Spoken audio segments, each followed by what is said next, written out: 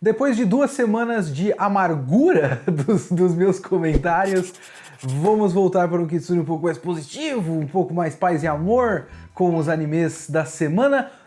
Eu estou feliz, principalmente porque nós estamos com o VideoQuest 84 no ar, com uma belíssima edição do nosso editor Diego. Muito obrigado, Diego, sua edição ficou foda.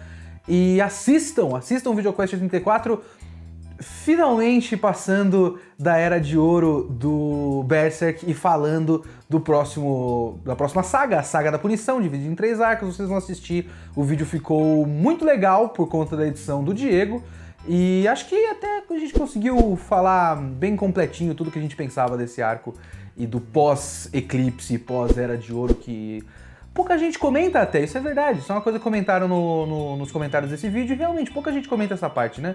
Também porque tem 2 adaptações diferentes da Era de Ouro. Então, as pessoas ficam muito presas nisso, tem muito Griffith na Era de Ouro, enfim. Vamos para os animes desta semana que não tem nada a ver com Berserk. E eu vou começar com Banana Fish. Episódio passado eu não gostei por conta de uma cena específica. Isso é uma coisa que comentaram também no vídeo da semana passada. Não dá pra você julgar por uma cena específica e tal. É aquela coisa... O episódio tava normal e aí tem uma cena que quebra a sua experiência e aí fica complicado realmente. Você não pode simplesmente ignorar que a sua experiência foi quebrada por aquela cena específica. Mas aí, quebrar ou não também é uma experiência pessoal, isso aqui são comentários pessoais, vocês sabem como funciona uma crítica, né? Vamos para a Banana Fish dessa semana, que é uma pequena mudança de ritmo, porque os primeiros 5 episódios de Banana Fish pra mim foram bastante acelerados, é o que eu comentava muito nos primeiros, assim. É como se tivesse 4 bons finais de episódio por episódio, sabe?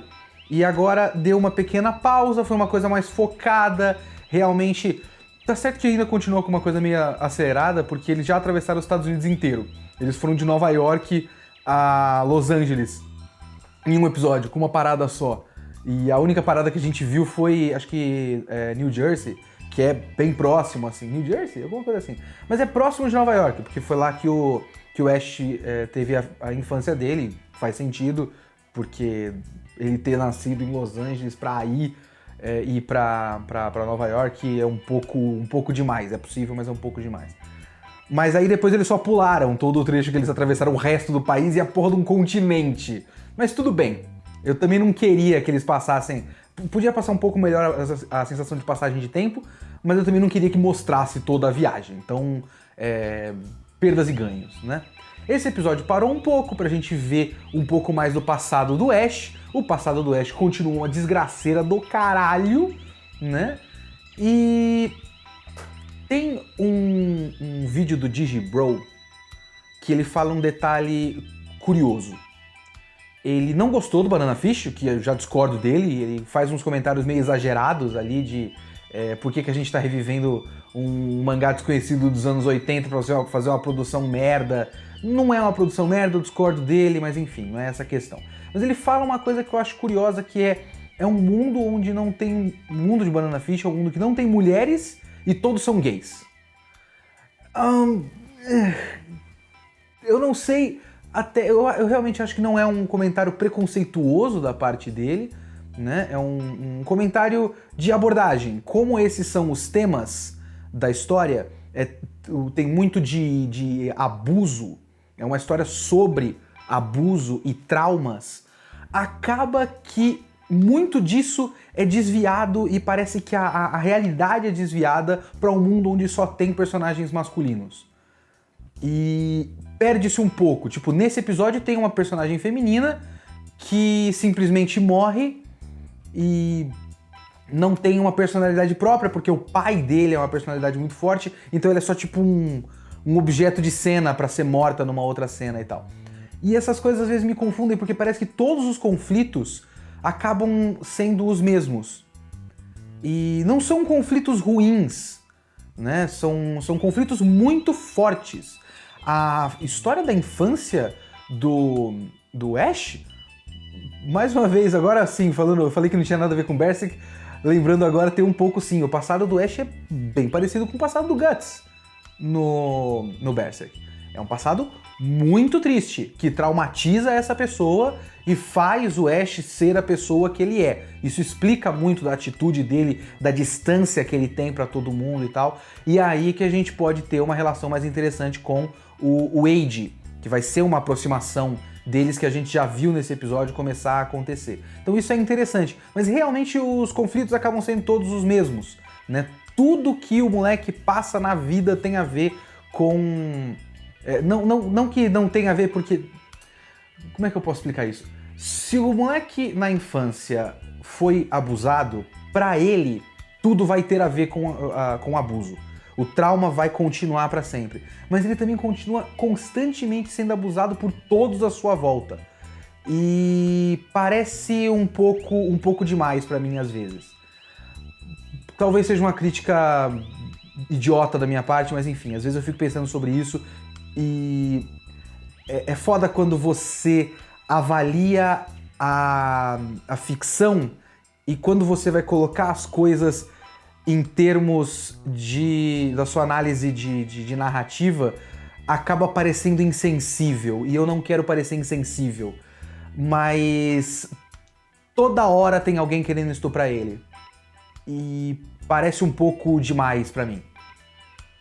Mas enfim, espero que vocês entendam o que eu quero dizer com isso. Eu não quero ser insensível aqui com uma coisa que é muito séria. Mas o que eu gostei mais nesse episódio é que eu acho que o mais interessante, uma das coisas que podem ser muito interessantes serem trabalhadas a partir de agora é a interação do Ash com o Wade por conta da diferença de background deles. Porque eles têm um background muito diferente.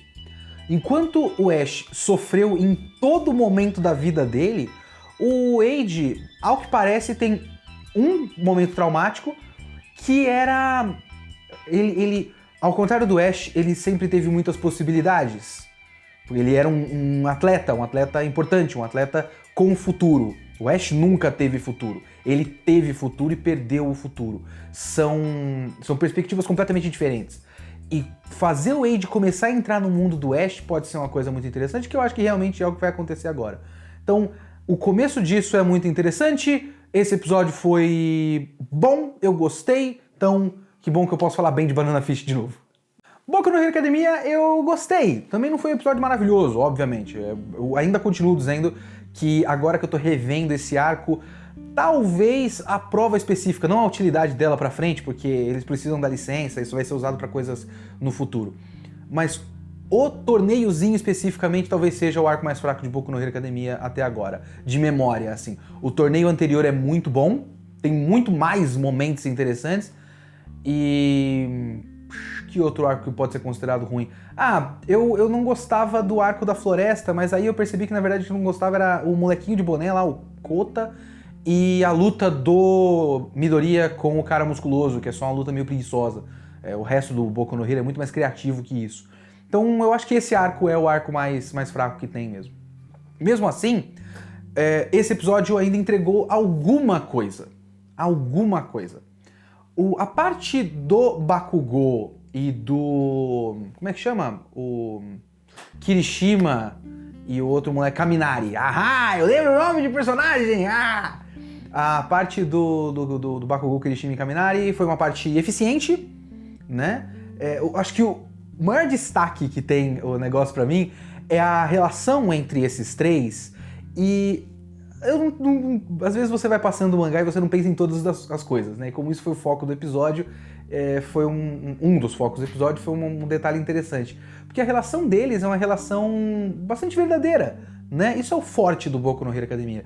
Bons personagens com relações verdadeiras. E eles são realmente, eles parecem bastante humanos. Eles têm comportamentos muito humanos. E o Kaminari admirando o Bakugou e mesmo assim criticando o Bakugou, é um detalhe interessante. Que, tipo, claramente ele admira a força de vontade e ele segue o Bakugou e tudo mais. E aí o Bakugou volta daquele bagulho que ele vira carne, depois ele volta e vence o maluco que transforma as pessoas em bola de carne. E ele fala super arrogante, xingando e tudo mais. É tipo, demorou pra me salvar. E o Kaminari diz, você tá ligado que é por isso que as pessoas te criticam, né, ô caralho? Eu gosto desse detalhezinho, um detalhe interessante. Depois o encontro deles com com a Uraraka e com o Zero. É uma ceninha muito engraçadinha deles pulando e tal. E aí tem talvez o momento mais significativo para o todo de Boku no Hero seja o encontro do Bakugou com o Midoriya e o Bakugou já começando a pegar o que tá acontecendo, porque o Midoriya vacilou também, né? O Midoriya realmente falou mais do que devia. Então esse momentinho é um momento interessante, vai dar em coisas muito interessantes mais pra frente. Então, beleza, tem isso. O momento Aí agora eu já não lembro o nome do personagem. Aoyama! Ahá! O momento do Aoyama e do Ida é um momento muito legal. Que esse é o típico momento Boku no Hero Academia. O momento que a história te pega. O momento que a história te pega emocionalmente. E a direção do anime é bem eficiente pra criar o momento, assim. O momento apoteótico do Aoyama. O Aoyama é um personagem muito interessante. Agora, no mangá, recentemente, teve mais sobre o Aoyama e ele ficou mais interessante. Mas é muito interessante que ele não é um covarde tipo o Mineta. Porque o Mineta, ele é meio que um cara desprezível. A história trata ele como um personagem desprezível. Tipo, no momento de vitória de todo mundo, o Mineta ainda era um personagem ridículo, sangrando, desesperado, jogando as bolinhas grudentas dele lá. Então ele é ridículo. E a covardia dele é uma covardia que realmente não é pra ser respeitada na história. A covardia do Aoyama é uma covardia diferente. Eu não lembro se tem esses mini flashbackzinhos dele quando criança. Não sei se eles inseriram isso no anime pra dar no que vai ser trabalhado, que foi trabalhado recentemente no mangá. Mas realmente dá pra ver que ele quer ser um herói. Ele só realmente não sabe como. Eu também acho que ele não vai ser um bom herói, inclusive. Mas ele é um personagem muito interessante porque ele é cheio de... ele gosta da pose, ele gosta do glamour, é o máximo que ele consegue fazer de heróico, mas ele não passa muito disso, né? E ele não tem a habilidade, não tem a coragem de enfrentar a batalha, então ele é encontrado pelo Ida todo encolhidinho e tal, e o Ida é o cara mais correto que existe e tal, faz um discurso todo exagerado, mas é um discurso exagerado que encaixa com o Ida, que é um cara muito exagerado. Então eu gosto do personagem do Ida também. E quando todo mundo se junta é um momento bonito, né? Todo mundo chega e as coisas funcionam, sabe? O carinha dos animais, cada um faz uma coisa que realmente parece que vai funcionar pro plano e pro momento apoteótico. O Mineta é útil até. Inclusive, a menina invisível, eu realmente não lembro se isso tem no mangá.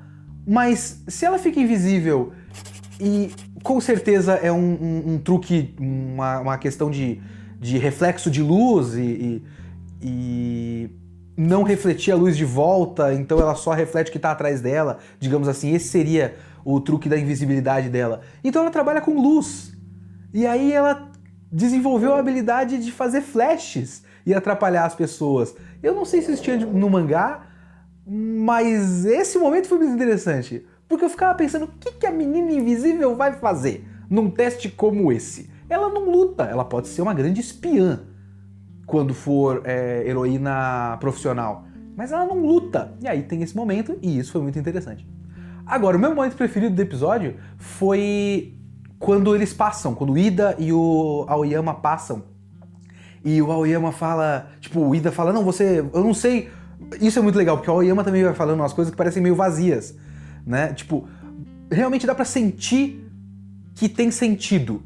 Mas quando ele fala, é só uma montada de bobagem. E o Ida não entende do que ele tá falando. Tipo, eu sempre quis ser igual.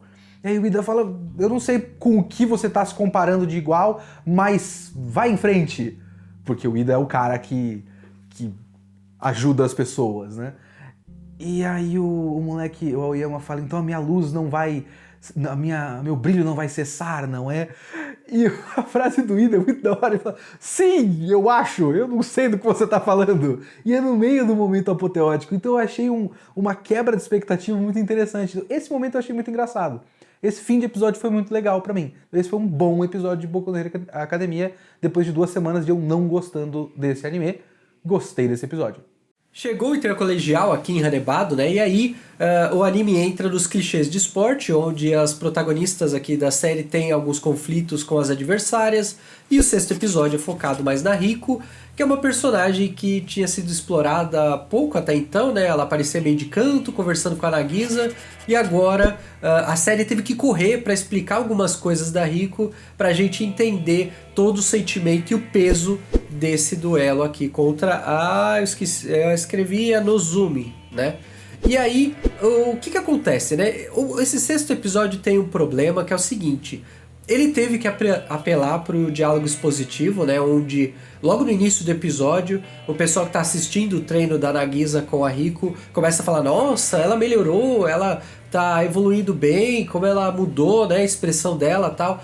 E aí, isso, se aos poucos a série fosse mostrando a Riko um pouco nos episódios, assim como eu gosto quando aparece a Yu com o namoradinho dela que ela gosta, o Hayama, né? Um negócio assim, o nome dele. Então, eu gosto quando a Yu aparece com aquele namoradinho que ela gosta. Então a série poderia comer um minutinho do episódio e mostrar um pouco a Riko treinando, um pouco dos conflitos dela. Isso não aconteceu, então nesse sexto episódio teve que correr, explicar um pouco da evolução dela e também do peso contra a adversário que é a Nozomi, que foi exposto nesse episódio só. Então, pra gente, pro espectador, não fica um peso muito consistente.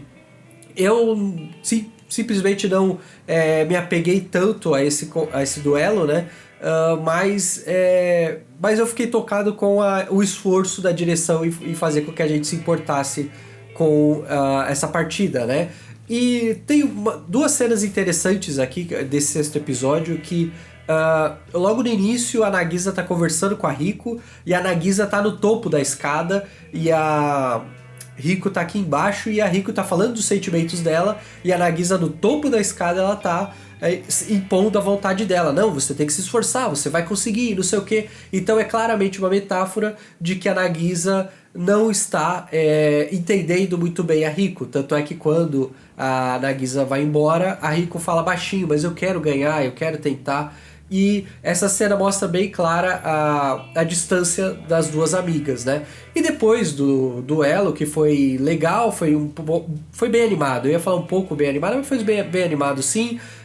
O legal é que quando a Riko começa a entender a adversária, ela muda a perspectiva novamente com a intervenção do treinador.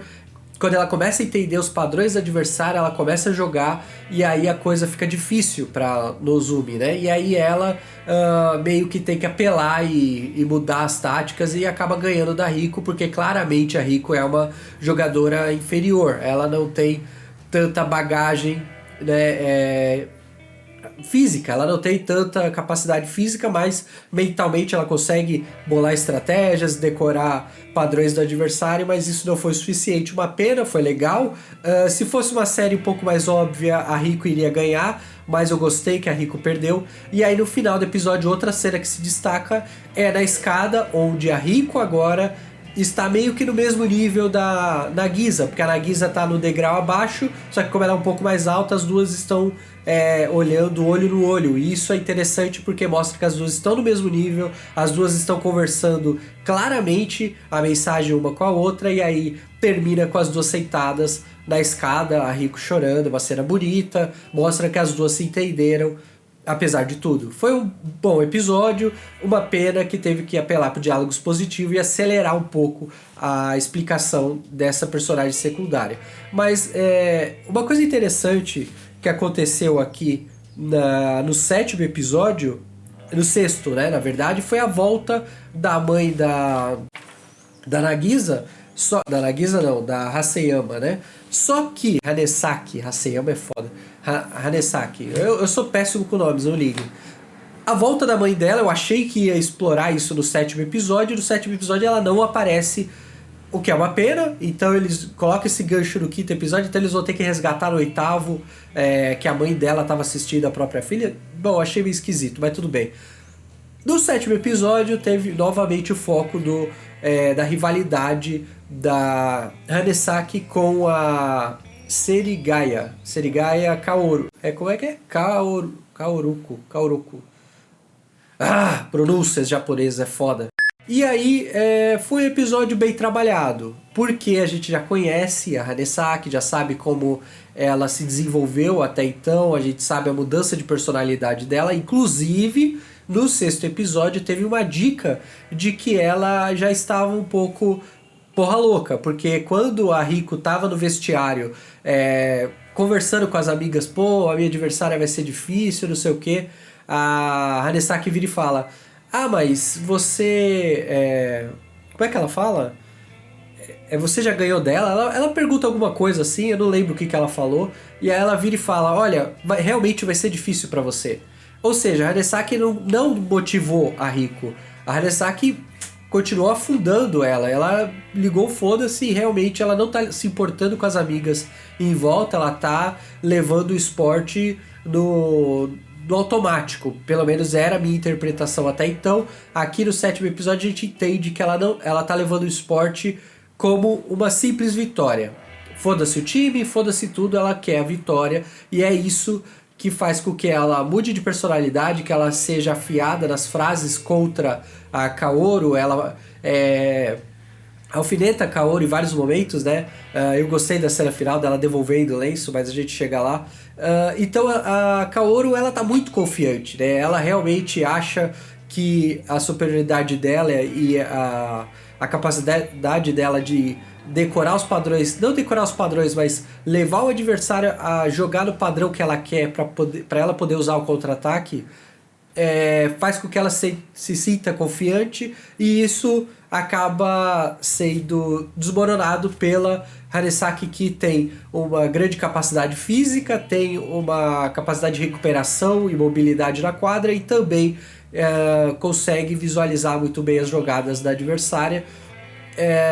E foi uma boa animação. Eu gostei muito... Ah, nossa, meu nariz tá horrível, eu liguei não. Eu gostei muito da animação, das cenas de transição, principalmente quando tem a rebatida, né? E aí a peteca passa e aí nisso já muda o frame com a adversária, com outra animação ali na sequência. Então teve algumas cenas de transições ali durante o duelo da Hanesaki com a Kaoru que foram muito bem animadas. Eu gostei pra caramba, né? Mas o foco ficou mais na parte psicológica das duas personagens. A Kaoru, ela tem esse trauma, né, de ter perdido para Hanesaki, então ela se esforçou em derrotar a sua adversária, mas realmente agora a Hanesaki, ela tá no patamar um pouco acima por conta do fator psicológico dela, de que ela tá realmente focada em vitória. Ela não tá ligando se tem que pisar na adversária para isso, e ela usa de todas as artimanhas para ganhar da Kaoru. E a cena final, né, quando a Hanesaki provoca no início do episódio, entregando o lenço, falando: ah, enxuga suas lágrimas aqui. A Hanesaki no final devolve falando: você quer usar o lenço? Então isso mostra que ela realmente não tá se importando com nada. Teve uma cena dela usando um pano ali no cabelo, imitando o design da própria mãe. Isso já tá virando um clichê nesse anime. Sei lá, 2 personagens usando disso. Daqui a pouco todas do time vão usar isso pra... Sei lá, eu achei muito... Eu achei, sabe, fanservice, sabe? Quando quer agradar o público mostrando que, olha, vai jogar sério. Ela amarrou o lenço de outra forma. Então, bastava a Connie fazer isso, né? A Connie, que diz ser filha da Hanesaki mãe, né? Da mãe ali. E aqui a Ayano fazer isso também não me agradou. Eu achei meio desnecessário, né? Mas foi um bom episódio. E no final tem a questão do que importa é vencer. Tem uma cena única e rápida que eu espero que seja desenvolvida aqui no anime, que é a... Qual que é o nome dele? Eu anotei aqui. Não anotei o nome. Ah, o Isehara. O Isehara é um cara ali, do masculino, que tá assistindo junto com o namoradinho lá da Yuki, eu não sei o nome. E aí ele pergunta: e aí, Isehara, você vai jogar badminton na faculdade? Aí ele falou: não, provavelmente não. Então, por que teve essa fala? Foi só essa fala, e será que isso vai ser desenvolvido? Porque se ficar jogado só nessa cena, é desnecessário. Se for explorado é legal porque vai expor um personagem que até então não tinha sido mostrado, porque se Serrara aparecia de canto e até então eu não sabia o nome dele, ou eu sou desatento a isso, mas teve o destaque desse diálogo e eu quero que isso seja explorado futuramente. Então, novamente, o meu elogio a Hanebado, que acaba explorando um pouquinho melhor os personagens secundários, e o fator psicológico da Ayano é o principal dessa série, é o grande foco aqui. Eu quero saber como que vai ser, como que ela vai voltar a ser a criança alegre que se diverte jogando badminton, porque agora ela tá naquele modo vitória acima de qualquer custo, né? Eu tô gostando e eu fiquei sabendo aí no grupo do Telegram, pelo Twitter aí, pelo Danilo TS aí, que é moderador ou dono do site do Pokémon Mythology. Um abraço pra você, eu curto os seus tweets aí.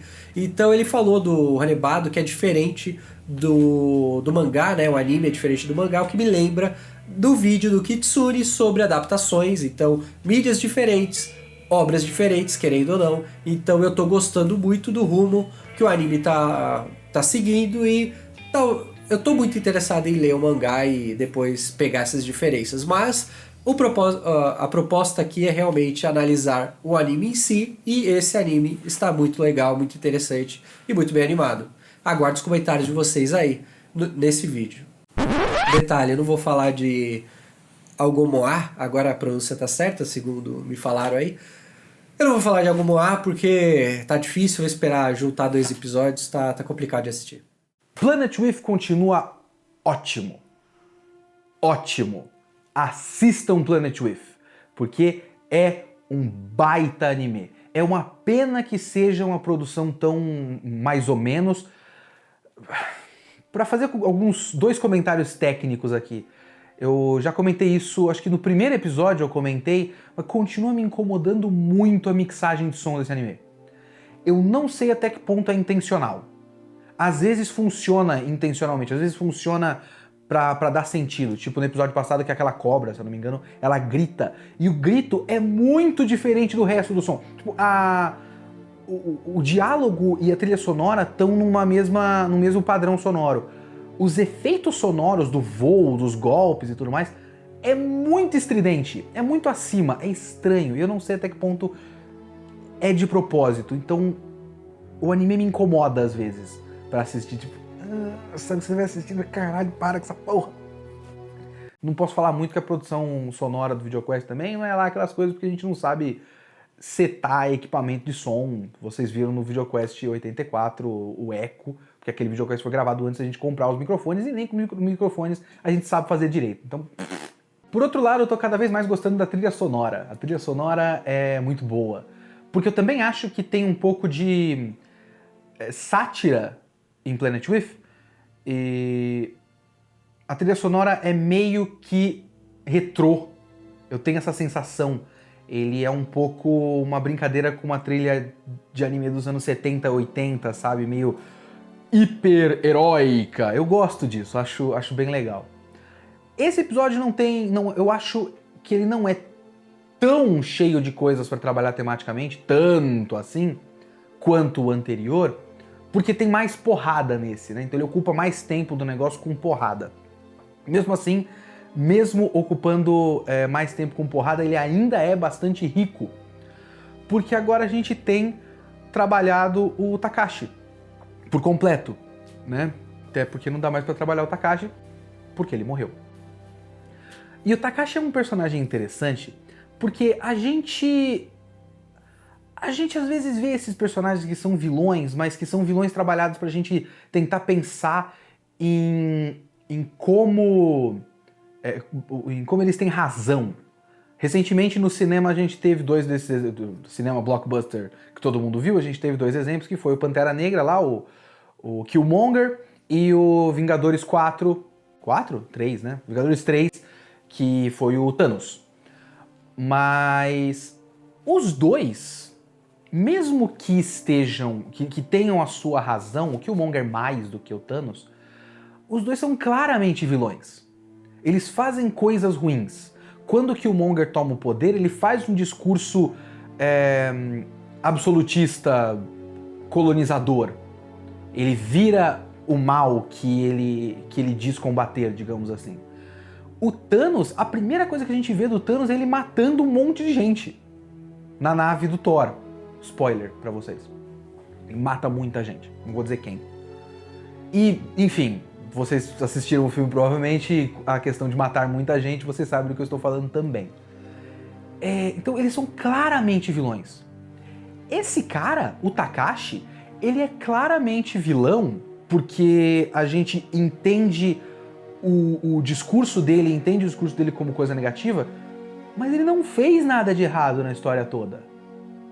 Ele tem intenções que a gente sabe que para ele são positivas. A gente entende as consequências disso, mas ele está realmente fazendo o bem. Ele está salvando o mundo. E aí o último passo do salvamento de mundo dele, da salvação do mundo para ele, é ele reinar absoluto sobre o mundo para acabar com todas as guerras e ele decidir a moral do mundo. Então, a gente tá ligado. E ele precisa ser combatido. E ele é combatido. Mas o que ele fez de errado? Na história toda. Fora que a gente ainda tem a questão do ponto de vista do pai dele. Né? O pai dele falando que ele é um bom menino e tudo mais. E falando, a gente precisa tirar o poder dele. Porque é poder demais pra alguém com um ponto de vista como esse. Mas eu sei que ele é um menino bom. E esse é um jogo interessante que o Planet Rift está fazendo também, que é essa questão da responsabilidade do poder, mas realmente trabalhada, sabe? Realmente dá pra você sentir consequências e a gente vê, por exemplo, no fim do episódio, quando o moleque percebe que ele matou o Takashi e que também nunca foi a intenção dele matar o Takashi. Esse é um momento muito bonito pra mim. Quando ele passa a lição do pai, né? E ele tá conversando com o cara, ele venceu, pra ele vence. Tudo que ele fez até esse momento na história foi vencer as pessoas e tirar aquele colarzinho. É isso que ele faz. E aí ele percebe que ele matou. E ele tem um choque, assim. Depois ele vê o irmão, fala que acabou e tudo mais, mas ele também não consegue exatamente lidar com o que ele acabou de fazer. Fora que eu acho que tem um momento sensacional nesse episódio, tem a luta dele com o dragão, que tá ali naquela média da produção e da direção de ação da série, que não é lá tão boa assim, infelizmente, mas tem um momento que é sensacional, quando ele dá o golpe e o cara cai em cima da nave, que é um gato gigante, e o Takashi sai, né, o robô dele quebra, desfaz, e o moleque capota e o moleque sai também, e ele começa a correr no tamanco, e o cara vai lá e dá um socão na cara dele e quebra aquela máscara é muito legal, tomara que tenha outra máscara, a máscara é muito foda, tem que ter essa máscara de novo. Mas ele quebra a máscara do moleque, e o moleque dá com um tamanco na cabeça dele. Acho que foi alguma coisa tipo tamanco da justiça, sei lá, em que nenhuma justiça é maior que um tamanco. E eu acho que isso não é só uma piada. Eu acho que o que tá acontecendo aqui, pode ser eu super interpretando, mas eu acho que realmente não é. É que uma das coisas que essa série trabalha muitas coisas. O meu trabalho ao fim de Planet Rift vai ser juntar todas as pecinhas. E entender se tem um fio central. Eu acho que deve ter. Talvez assistir de novo? Não sei. Mas o que eu acho que ele tá fazendo, um pouco do que a série tá dizendo, é a questão da responsabilidade do pai na educação dos filhos. Porque o velho se culpa pelo que o Takashi se tornou. E ele passa a responsabilidade não exatamente ele passa a responsabilidade, mas ele, tipo, na situação que tudo acabou acontecendo, tem que ser o moleque a passar a transmitir a lição que deveria ter sido dele como pai pro Takashi. E quando o moleque vai transmitir essa lição, ele dá uma surra de chinelo no filho, né? Ele, como avatar do senhorzinho Takezo, ele dá uma surra de chinelo. E eu acho que o golpe com o tamanco é completamente intencional. É essa a intenção, ele tá realmente sendo o pai do Takashi naquele momento. Então, mais um episódio ótimo de Planet Rift e ainda com outro detalhe. Esse é o episódio 6 de 13, se eu não me engano, que vão ser a série total. O que vai acontecer agora? De verdade, o cara que seria o vilão morreu. A organização antagônica ao nosso protagonista acabou. Só se tiver a invasão dos caras, da facção lacradora e tal. Mas ninguém mais tem tanto poder assim na Terra. O moleque olha pro horizonte e fala, acabou. E é o episódio 6. O que vai acontecer agora? Será que o resto da história... Isso é uma coisa que pode ser bem interessante. O resto da história pode ser só o moleque aprendendo a viver depois de ter realizado a vingança dele. Não sei. Eu só sei que acabou o que a série podia fazer e tem mais metade da série. E isso... A série é tão boa que eu não acho uma coisa ruim. Eu tô só empolgado pra ver como essa série vai solucionar basicamente esse problema. E eu acho que ela vai solucionar, eu acho que vai ser ótimo. E vamos... Eu estou esperançoso aqui, gente. Olha só, alegria de viver! Ah! Ai, cacete! Tá que pariu! Bati a perna. Caralho. Nenhuma felicidade sairá impune. Eu vou falar bem de Shingeki no Kyojin hoje?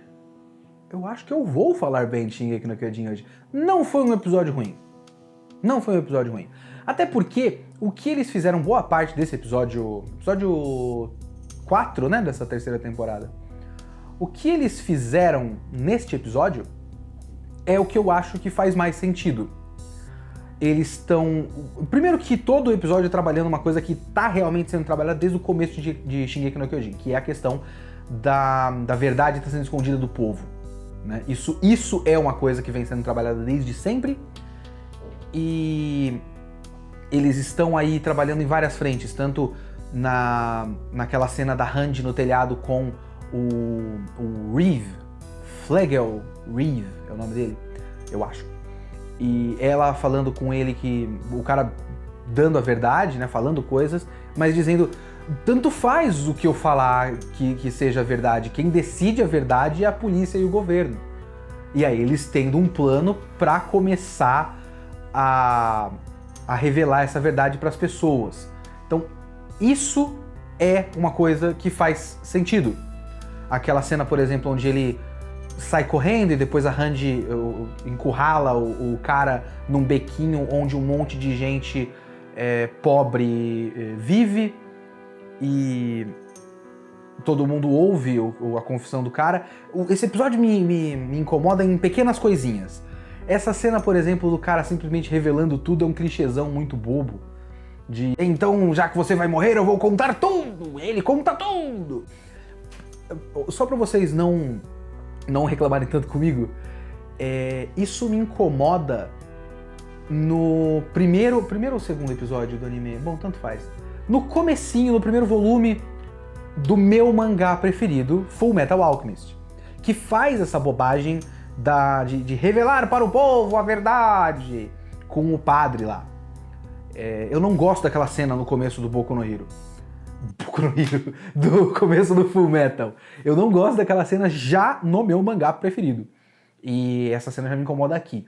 Claro que nos dois faz sentido, nos dois é útil, e só o que me incomoda realmente é essa coisa da pessoa falando toda a verdade para todo mundo.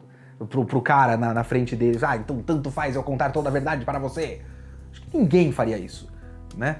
Mas é um clichêzão de outros tipos de história também, e 007 tá aí fazendo isso há 60 anos e a gente não reclama. A gente pode reclamar sim.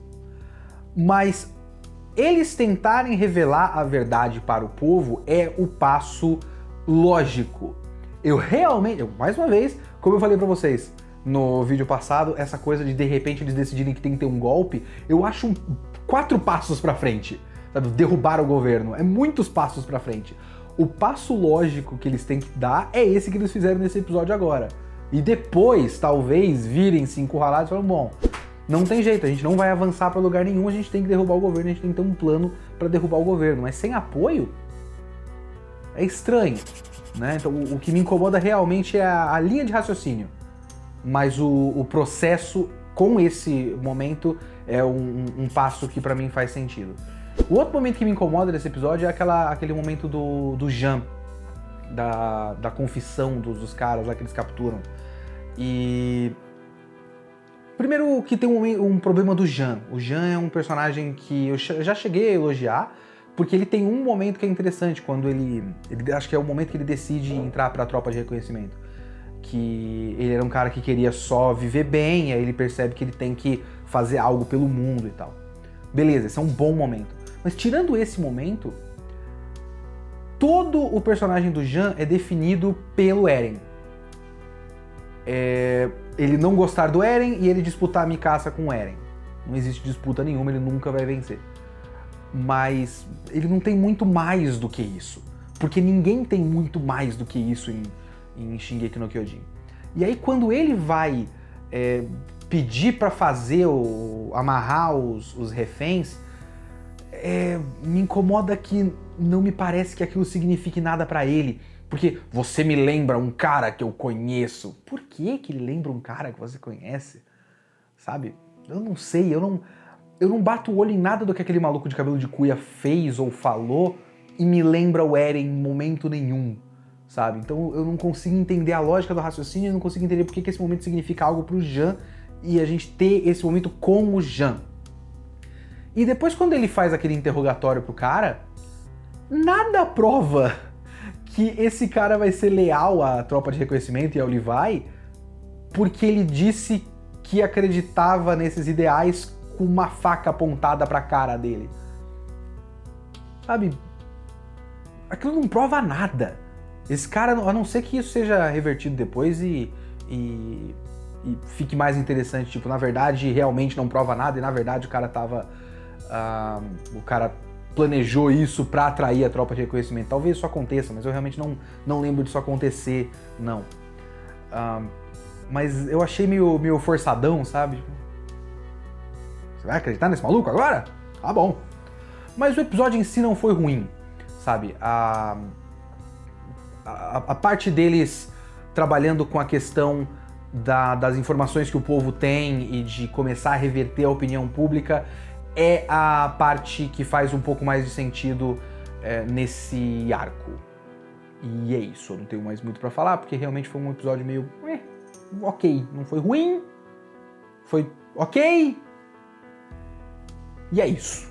Muito obrigado a todos, esse foi um vídeo de animes da semana com menos xingamentos, eu espero que tenha menos xingamentos nos comentários também. Mas se você quiser me xingar diretamente, você pode ser um padrinho do VideoQuest e entrar pro nosso grupo do Telegram. Você pode falar todo dia e me marcar, é o Kitsune, seu bosta! Aí eu realmente não vou gostar, mas você pode fazer isso. Não façam isso, não é legal. Mas dá, tem essa possibilidade. Pagando? Tá bom. padrim.com.br/VideoQuest para você continuar fazendo o VideoQuest, continuar nessa nova fase boa. O canal tá ok até, tá regular, a gente tá conseguindo trabalhar várias coisas interessantes aqui no canal, tá saindo os VideoQuest numerados, saiu o VideoQuest 84, graças diretamente ao Padrim. Muito obrigado a todos vocês